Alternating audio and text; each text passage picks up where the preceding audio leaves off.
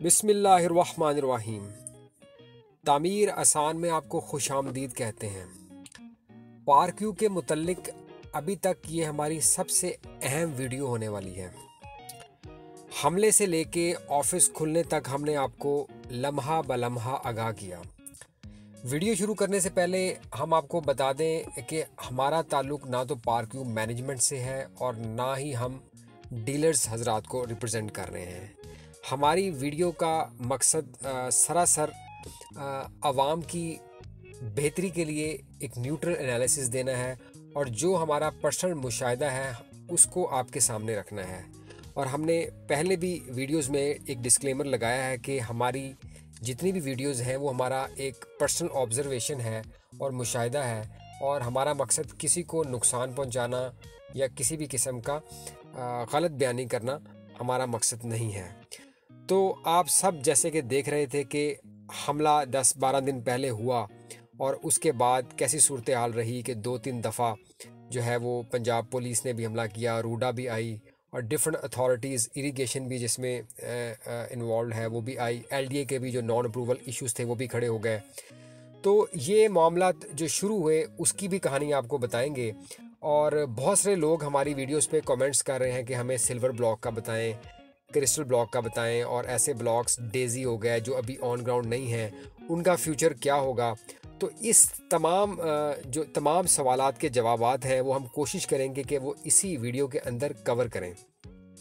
तो इस वजह से हमारी वीडियो को आपने एंड तक देखना है। आपको तमाम सवालात के जवाब इसी वीडियो में मिलेंगे और ये वीडियो समझ लें कि तमाम वीडियो का आप इसे खुलासा भी कह सकते हैं। और इसमें बहुत सारी नई चीज़ें भी कवर करेंगे जो आने वाले दिनों में हम खुद ऑब्ज़र्व कर रहे हैं कि वो हो सकती हैं, और रिहायशियों के लिए और इन्वेस्टर्स के लिए और बाकी लोगों के लिए वो एक अहम खबर हो सकती है। लेकिन अगेन जो भी डिसीजन आप करेंगे वो आप मैनेजमेंट से डिस्कस करके, अपने डीलर से डिस्कस करके, और जो भी मामलात हैं वो आप ख़ुद उन चीज़ों का लॉजिकल एनालिसिस करने के बाद ख़ुद फ़ैसला करेंगे कि आपको क्या फ़ैसला करना चाहिए। तो हम देखते हैं कि ये खेल कहाँ से शुरू हुआ। डेफिनेटली अलीम खान साहब जिनका ताल्लुक़ पीटीआई से था, और जब उन्होंने पीटीआई को छोड़ा तो उन्होंने छोड़ते वक्त कुछ ऐसा छोड़ा कि फिर वापस ना आने का उन्होंने इंदिया दिया। जो उन्होंने प्रेस कॉन्फ्रेंस की, that was point of no return.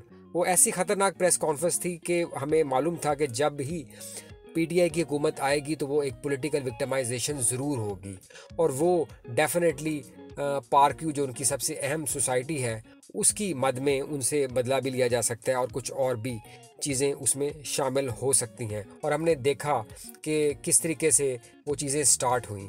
अब ये मामला स्टार्ट कैसे होता है कि जैसे एक वीडियो हमें सुनने में आया कि जी मियां असलम इकबाल जिनका ताल्लुक़ पीटीआई से है, और मियां असलम इकबाल साहब वाइस चेयरमैन जो है वो एलडीए हैं। और अभी सुनने में आ रहा है, जो सबसे अहम न्यूज़ हम आपको देने जा रहे हैं इस वीडियो में, वो ये है कि अभी तक सुनने में आ रहा है कि मियां असलम इकबाल जो पीटीआई के बंदे हैं और जो इस वक्त वाइस चेयरमैन एलडीए हैं, वो जो है वो होम मिनिस्टर, वज़ीर दाखिला पंजाब का जो है वो चार्ज ले सकते हैं, क्योंकि हाशिम जो डोगर साहब हैं, कर्नल हाशिम डोगर साहब, उनसे इस्तीफ़ा ले लिया गया है पीटीआई की जानिब से।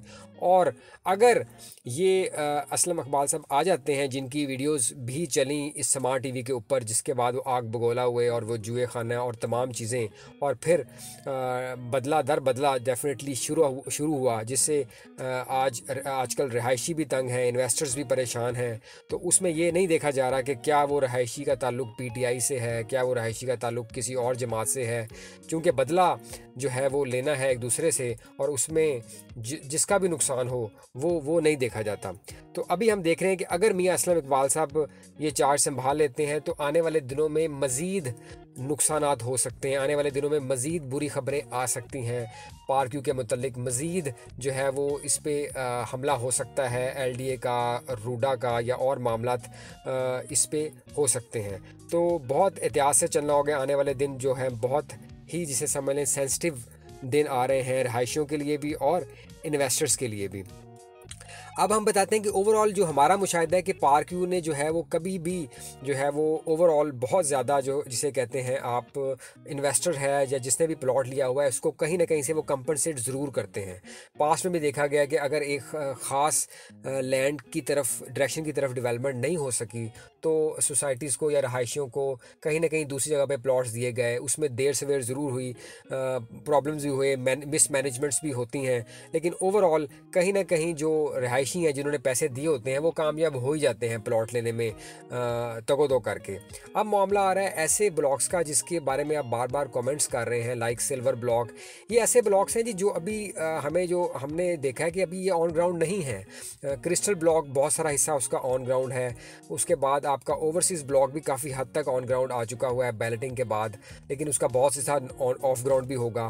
अब रूडा जो ऑलरेडी क्लेम कर रहा है कि एक बड़ा हिस्सा जहाँ पे घर बन चुके हुए हैं 40-50%, रूडा वो वाला हिस्सा भी कर रहा है क्लेम, और रूडा डेफिनेटली पार्क को रोकेगा मज़ीद एक्सटेंशन करने से भी। तो अभी जब तक जो है हुकूमत पीटीआई की है तब तक पार्क की एक्सटेंशंस जो है वो इतनी तेज़ी से नहीं बढ़ेगी, ये हमारा अपना पर्सनल मुशाहिदा है।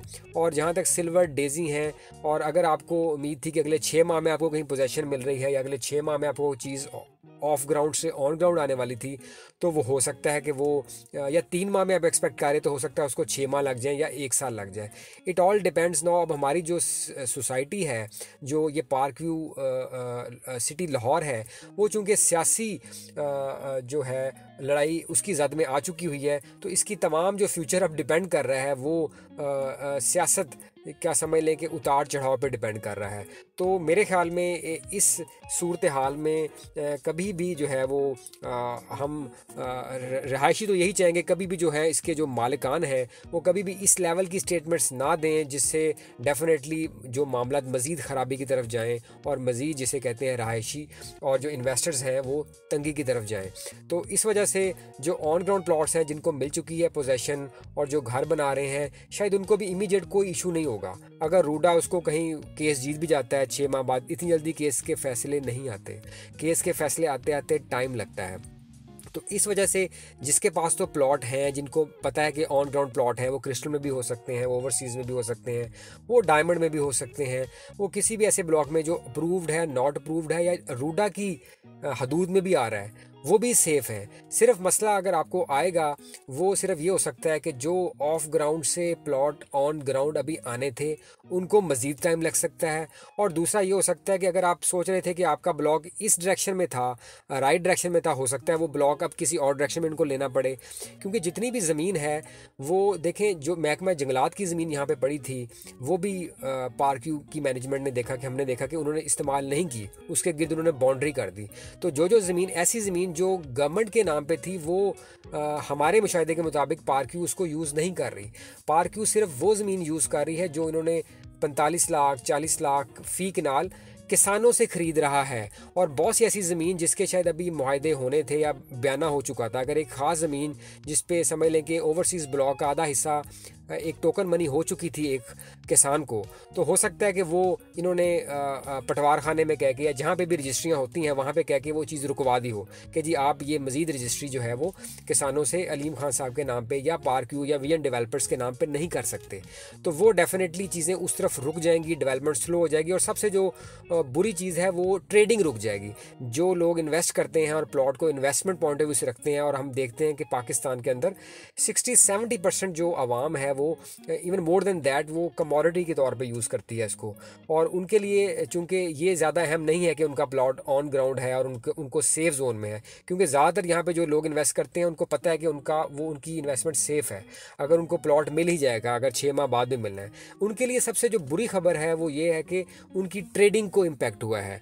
जो लोग इस प्लॉट को 3 माह के बाद 10 से 15 लाख मुनाफा लेने जा रहे थे, अब वो डेफिनेटली उस मार्केट को ऊपर आते आते टाइम लगेगा। लगेगा। और अगर तो वो हुकूमत नून लीग की आ जाती है तो डेफ़िनेटली वो चीज़ें थोड़ी स्लो हो जाएंगी, या उसमें अलीम खान साहब की जैसे मुलाकातें भी हो रही हैं नवाज शरीफ साहब के साथ लंदन में, और तमाम मामलात हैं। तो अभी तो हम देख रहे हैं कि अभी इमीडिएट तो कोई इम्कान नज़र नहीं आ रहा। अनटिल अनलेस इलेक्शन अनाउंस होते हैं, केयर टेकर गवर्नमेंट अगर आ जाती है, फिर भी पार्क व्यू के लिए बेहतर है और चीज़ें जो है वो न्यूट्रलाइज हो जाएंगी और चीज़ें थम जाएंगी, और केस जो है वो सालों साल चलता रहेगा। और हो सकता है कि पार्क व्यू को जो है वो एक्सटेंशन रोकनी पड़े, या मज़ीद ज़मीनें वो अपने नाम पे जल्दी ना लगवा सकें जो वो किसानों से ख़रीद के अपने नाम पे लगवा रहे थे। तो डेफ़िनेटली इसकी डिफरेंट रिपरकशंस हो सकती हैं, डिफरेंट चीज़ें हो सकती हैं। अगेन ये हमारा पर्सनल मुशाहिदा है, और हम उम्मीद करते हैं और हम खैर ख्वाह हैं, क्योंकि हमने अभी तक ना अपने आप को एज आ डीलर रिप्रेजेंट किया है, और ना कोई प्लॉट सेल किया, और ना हमने आपको एज इट इज़ कोई और किसी चीज़ के लिए अपने आप को रिप्रेजेंट किया। हमारी वीडियोस का मकसद सरासर एक मुशाहिदे को आपके सामने रखना है। तो आपके हाथ में ये डिसीजन है कि आपने किस तरीके से आगे चलना है, और किस तरीके से हम आपको सिर्फ यही मशवरा देंगे जो रिहायशी हैं वो हमेशा अपने हक़ में आवाज़ उठाएं। अगर आपको लगता है कोई आपको कोई चीज़ मिलने जा रही थी, कोई पोजीशन मिलने जा रही थी, उसके लिए आप करें। अगर आपको लगता है कि आपके एरिया में सीवरेज डलने वाला था तो आप उसके लिए मैनेजमेंट से रब्ता करें। अगर आपको लगता है कि आपकी इंस्टॉलमेंट्स चल रही थी और आपको एक 3 माह के बाद कोई पोजीशन मिलनी थी, तो उसके लिए आप डेफ़िनेटली मैनेजमेंट से रब्ता कर सकते हैं, ताकि आपको पिक्चर क्लियर हो और आपका किसी भी किस्म का जो फाइनेंशियल लॉस है वो ना हो। बाकी हम दुआगो हैं कि आने वाला वक्त जो है वो सबके लिए बेहतर वक्त हो। अपना और अपने आसपास के लोगों का बहुत सारा ख्याल रखिएगा। Take care. अल्लाह हाफ़िज़ जी।